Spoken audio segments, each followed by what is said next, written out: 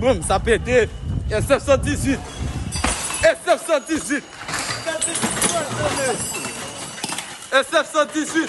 Le plus frustrant, c'est vraiment de voir sur les caméras qu'en fait, ils rentrent pour saccager. En fait, c'est vraiment casser pour casser. C'est triste et nous, on n'avait rien demandé à personne, quoi.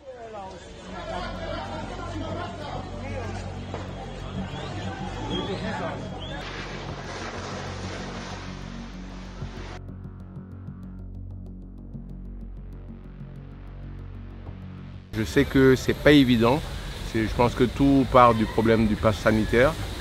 Et à un moment donné, comme on est toujours dans la situation du Covid, il faut quand même qu'on permette qu'une autorité de l'État nous guide et nous aide à sortir de la situation. On vit quand même dans une situation de stress permanent. C'est vraiment compliqué, on ne sait pas si on va pouvoir prendre la route, si on ne va pas être bloqué, caillassé, comme j'ai pu le constater chez des amis qui ont été agressés à un rond-point. Les courses, cela devient compliqué. Déjà plusieurs ruptures dans les magasins, plus de produits d'épicerie, plus de farine, plus d'eau, plus d'œufs, plus de pâtes. Ça impacte gravement notre quotidien, notre sécurité. Là, les enfants restent à la maison aujourd'hui. C'est vraiment très prenant comme situation, voilà, nous laissant dans un état de peur, de stress. Là, en fait, ici, c'est notre restaurant. Et en fait, ils ont brûlé le bâtiment orange juste ici.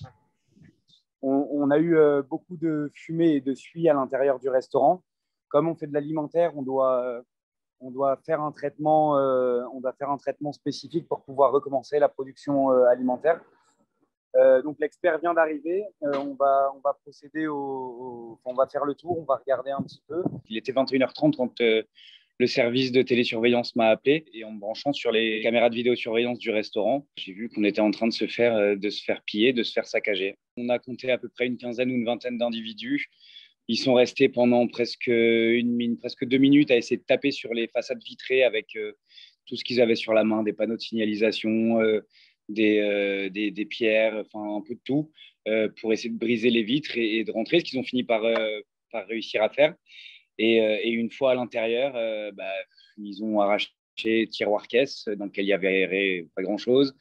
Et puis, ils ont volé quelques bouteilles d'alcool, les façades vitrées à refaire, le matériel pour prendre les commandes, tiroir-caisse. Enfin, ils ont saccagé, ils ont tapé sur on a des espèces de gros congélateurs à glace qui sont vitrés, ils ont tapé dessus pour le plaisir de taper dessus.